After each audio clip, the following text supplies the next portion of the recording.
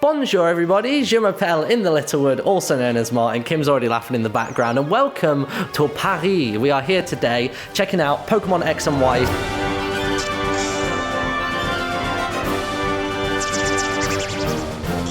And it's amazing. It just feels so alive. Now by that I mean the frame rate suddenly seems like it's 60 FPS and not 25, 30-ish.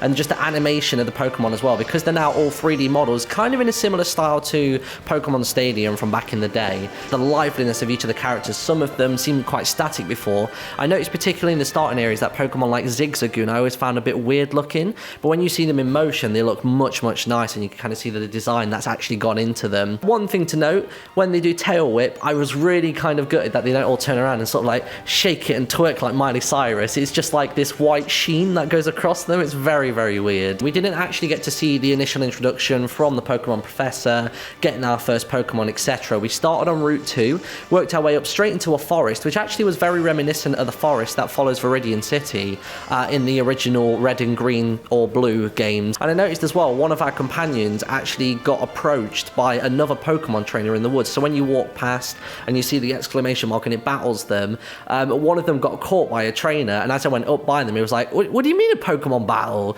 So the world just feels very alive. It's not just you with a lot of static NPCs, everyone's moving, everybody's doing something. It's really cool. So moving on to the battles then, so let's talk a wild battle for example. When you get into the battle, that was when I noticed that the 3D turned on. From all the trailers I assume that when you're walking around the world, when you're rollerblading, when you're swimming, anything like that, I always thought that the 3D was continuous throughout the entire game. It seems like the 3D is only available on stuff like Pokemon Amy, Pokédex, when you're actually in a battle as well. And probably the coolest thing so far that I've found that I really enjoy is, I obviously love FPS games, so when you actually throw a Pokeball, you do it from a first person perspective, kind of adds that level of depth to it, and that's kind of what the whole of the battle system has now. It has this really nice pace to it, so rather than just the two Pokemon stood either corner and you're choosing your options on the bottom screen, sometimes the top screen will actually split in half and do sort of like this challenger versus challenger right up in your face, which just works really nicely. It just kind of keeps it a bit more like jumping and lively and happy. So following the forest, we got into the very first city. We get the first chance to really customize our character, so we can actually go into a clothes shop,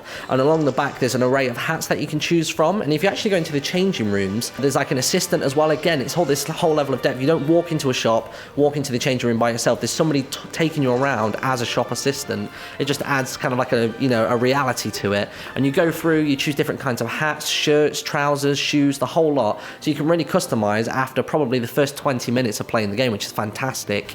And then when you come out of there, you've got the city. The city is stunning. Most of it is based on Paris as a whole and France as a whole, which is really cool. And really tiny details that I love are the fact that you can sit down on a bench or a chair, and sometimes when you sit on a bench you'll actually get like a panoramic of the city, and you can just sit there and look at it and appreciate the beauty and the 3D detail that have gone into each of these environments. And also as well, if you see somebody at a coffee shop, you can sit down on the chair opposite them and have a conversation with them. It's just, there's always something to do when you're not battling and when you're not training up your Pokemon. When you're healing them, another cool thing is that when you put them down in the healing station, there's a huge warped and wrapped LED board that's above Nurse Joy, and you see each of your little Pokemon icons, similar to the ones that you'd see on your Pokemon listing on the options menu, and they appear across the top. Again, another tiny, probably unnecessary detail, but it caught our attention, and myself and Kim really liked that. So those are all my opinions on Pokemon X and Y, and that is after 1 hour of playing. If I loved it that much in the first hour, I can't imagine how much more it's going to develop and evolve throughout the entire game.